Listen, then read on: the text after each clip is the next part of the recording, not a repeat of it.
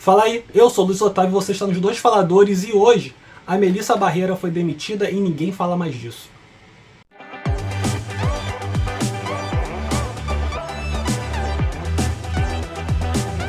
Se você é novo por aqui, seja bem-vindo, não deixa de se inscrever e se você estiver no YouTube também clica no sininho para receber as notificações quando algum conteúdo novo sair.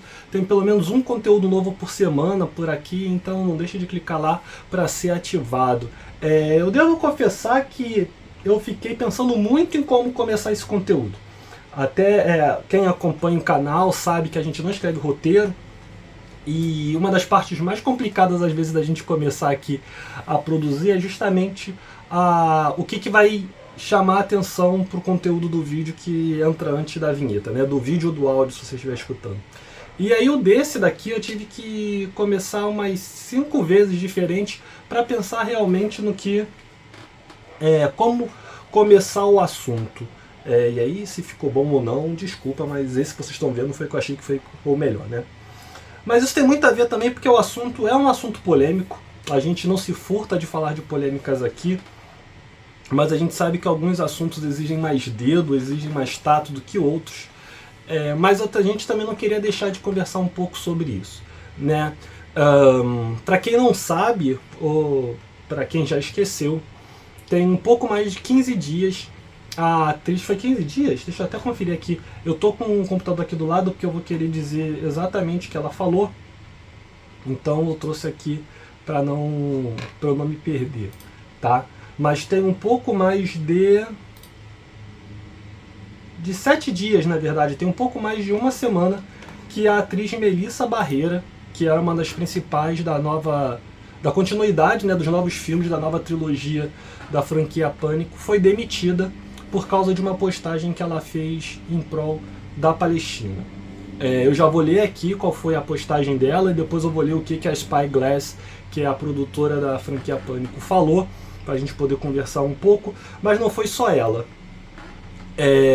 A Diana Ortega, após a demissão da Melissa Barreira, oficialmente também pediu para sair dos filmes, alegando conflito de agenda, mas algumas informações dizem que, na verdade, a Diana Ortega entrou em contato com os representantes dela e falou para cancelar o contrato dela com a franquia Pânico em apoio à Melissa Barreira.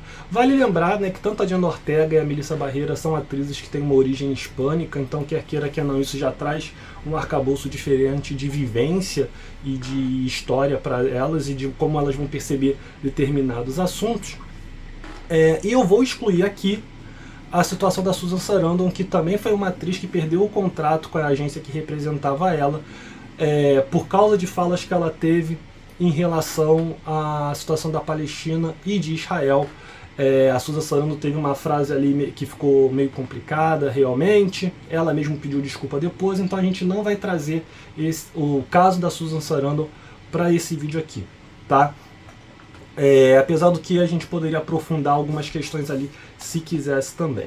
Mas enfim, o que a Melissa Barreira postou nas redes sociais dela, e aí eu estou pegando aqui no site otempo.com.br, é o site aparentemente de uma rádio, que não é do estado do Rio, mas outros locais também colocaram. Eu peguei do Tempo porque ele veio com a frase mais completa, tá?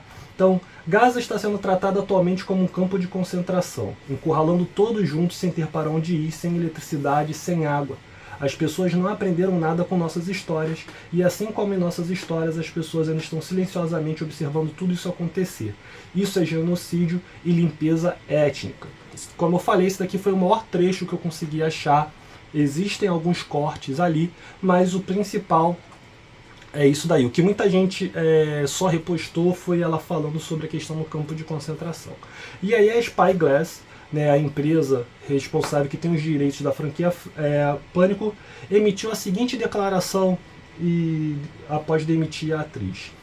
A posição da Spyglass é inequivocamente clara. Temos tolerância zero para o antissemitismo ou a incitação ao ódio em qualquer forma, incluindo falsas referências a genocídio, limpeza étnica, distorção do holocausto ou qualquer coisa que flagrantemente cruze a linha do discurso de ódio.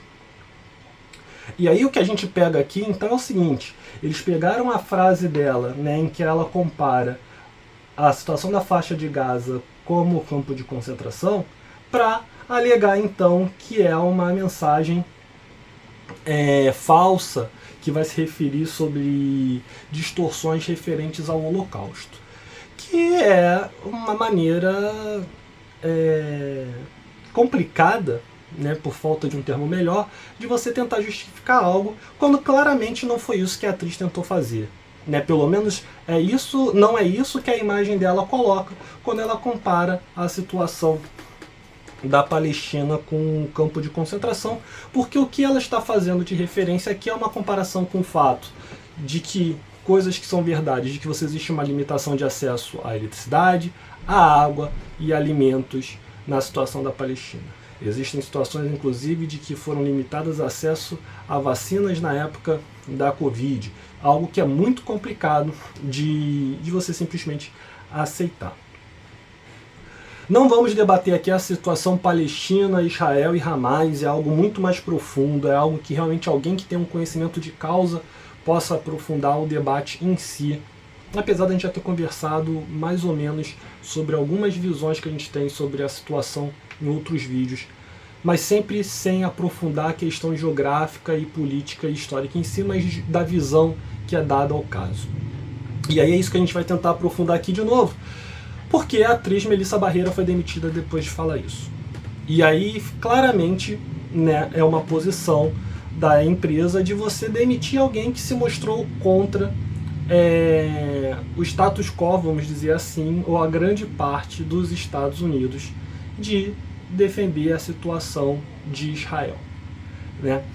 Vale ressaltar aqui que em nenhum momento a atriz, nessa declaração, acusou Israel de qualquer coisa. Ela não está dizendo aqui que Israel é mau, ela não está dizendo aqui que Israel é o vilão, ela não fala nada disso. A única coisa que ela está chamando a atenção é para a situação da Palestina. E ela foi demitida por causa disso. As pessoas pararam de falar sobre isso, ela foi demitida, como eu falei, há pouco mais de 7 dias atrás. Houve um burburinho rápido de 1-2 dias, ninguém falava mais, até que na quinta-feira passada voltou a se falar sobre isso, porque começaram a sair notícias de que o próximo Pânico seria então um reboot da franquia. Em outras palavras, uma distribuidora, dona de uma das franquias de maior sucesso de terror dos últimos tempos, porque quer queira que não, você goste de Pânico ou não, é uma das franquias de mais sucesso do terror. Muitos defendem que Pânico, quando saiu lá o primeiro Pânico, foi o que causou a retomada do terror, principalmente dos filmes de slasher que estavam com bilheterias fraquíssimas. A distribuidora, a produtora, melhor dizendo, né, preferiu demitir demitir a sua atriz principal e perder a sua coadjuvante ou quase principal ali, encerrar uma história que estava sendo construída e começar uma nova, porque ela defendeu uma posição pró-Palestina. Isso tudo é muito curioso porque a gente vive num mundo em que as pessoas acreditam ainda que cultura e cinema nada tem a ver com política. Se você ainda tem alguma dúvida disso, meu querido, se você ainda tem alguma dúvida de que os filmes de alguma maneira vão defender uma ideia, por mais simples que seja, vão defender posicionamentos, por mais simples que seja, e aí vou trazer um exemplo aqui claríssimo, pelo menos pra gente, o último Rambo, o que foi feito no último Rambo em relação ao México, por exemplo, né, e se você acha que isso não tem nada a ver, é só uma coincidência, ou que está sendo muito complicado, para que você está falando disso? Você está querendo problematizar o que não existe? Se chegou ao ponto de demitir a atriz principal por causa de um tweet sobre uma situação política, geográfica e histórica. E você ainda vai acreditar que os filmes não têm uma defesa de ideia, os filmes não defendem uma posição?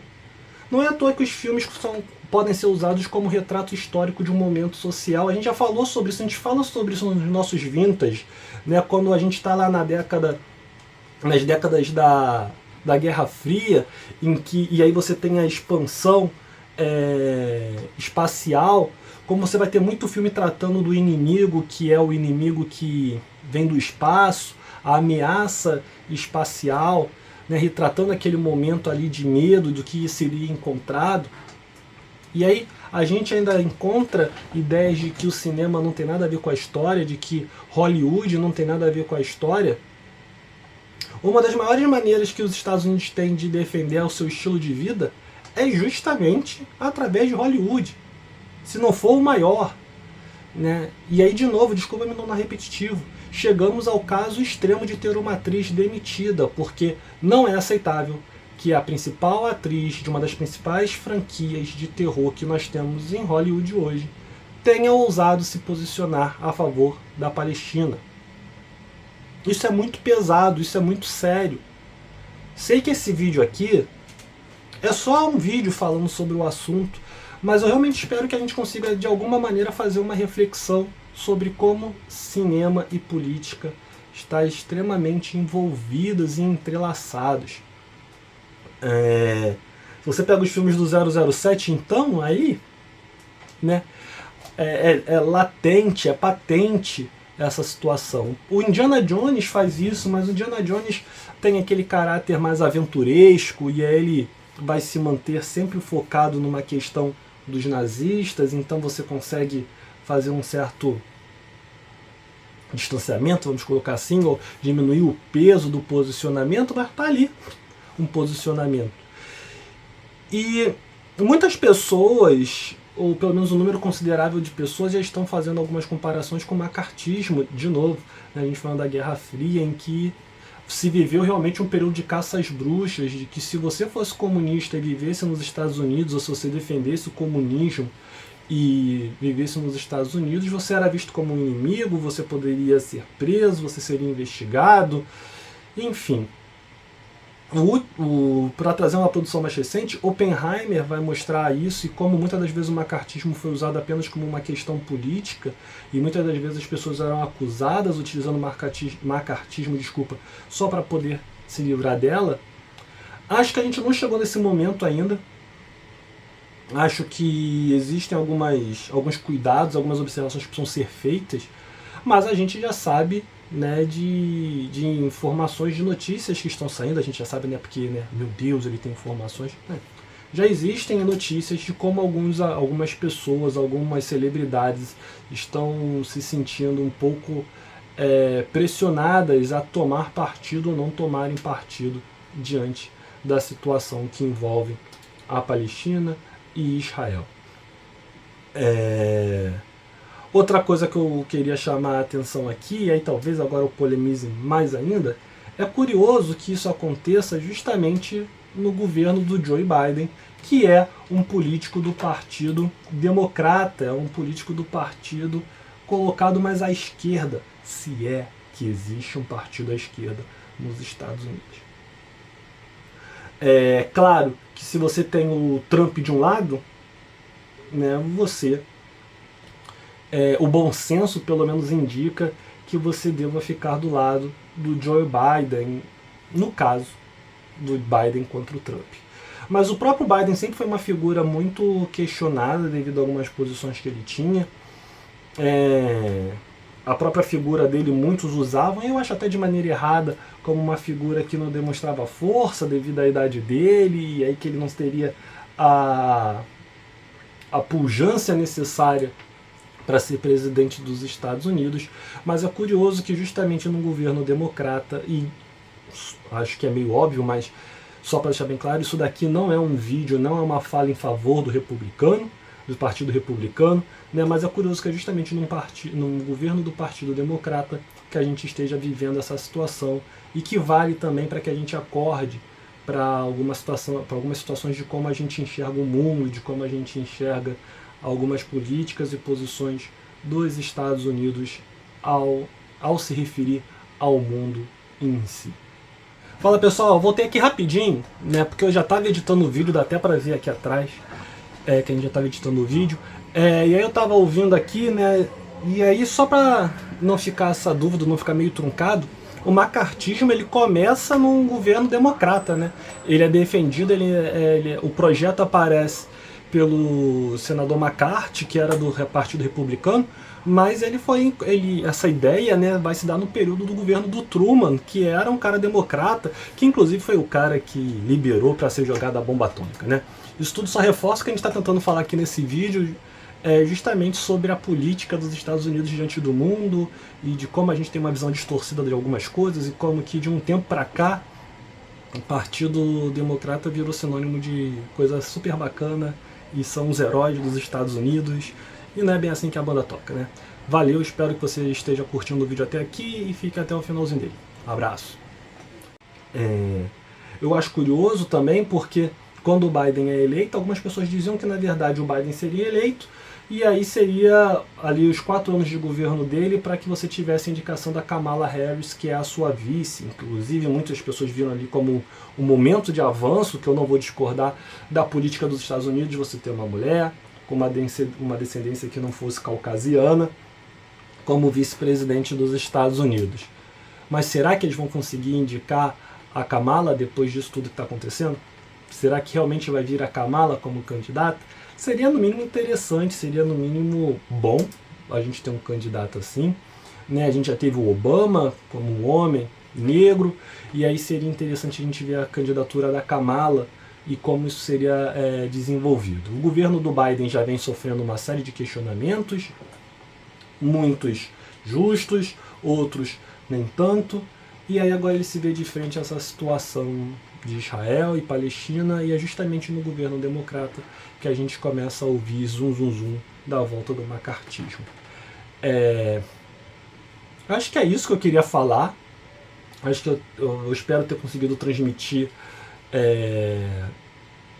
o ponto de reflexão que eu queria trazer. É um tema complicado, é um tema polêmico, é um tema que exige um tanto de tato para falar, e eu tentei manter assim esse tato ao longo do vídeo, mas se eu pudesse resumir, o que eu queria realmente trazer com esse conteúdo era isso, essa reflexão de como a gente pode imaginar ainda que cinema não é uma ferramenta política, como a gente pode aceitar ainda que o cinema não é uma ferramenta de, e aí eu vou usar muitas aspas aqui, invasão cultural ou de sobreposição cultural e de ideias e crenças que alguém quer que seja defendido, alguém quer que seja levada como a correta. Eu acho que o caso da Melissa Barreira mostra muito isso, e eu realmente espero que a gente não tenha outros casos como esse. Eu realmente espero que a gente consiga ter uma manifestação mais plural das pessoas. Aí, só para concluir, né? Luiz Otávio, então, se a pessoa defender um crime, você não tem nada disso, você tem que aceitar, porque em nome da liberdade, e aí é isso, né? A gente está falando de um país que defende que tem a liberdade de expressão, e a moça, a liberdade máxima de expressão, e a moça foi demitida por causa de uma mensagem pró a Palestina. E alguém pode vir aqui então dizer, então Luiz Otávio, você é a favor da liberdade máxima de expressão, cada um pode dizer o que quiser e não pode sofrer as consequências disso? Não é isso que eu estou falando. Mas eu deixo questionamento, afinal, você realmente acha que a Melissa Barreira, e aí eu vou ler de novo aqui a frase dela, né? Gaza está sendo tratada atualmente como um campo de concentração, encurralando todos juntos sem ter para onde ir, sem eletricidade, sem água. As pessoas não aprenderam nada com nossas histórias, e assim como em nossas histórias as pessoas estão silenciosamente observando tudo isso acontecer. Isso é genocídio e limpeza étnica. Vocês realmente acham que ela cometeu algum crime? Vocês realmente acham que ela foi antissemita? Né? Porque ainda tem isso. O que disseram é que nessa postagem ela estava incitando o ódio ao povo judeu. Vocês realmente acham que ela fez isso nessa postagem? É aqui que eu termino esse conteúdo. Quero ouvir vocês, né? Sempre lembrando, e felizmente é o comum aqui, mas em prol do debate, de maneira educada, não venha com bizarrices nos comentários. E é isso. Valeu, até a próxima.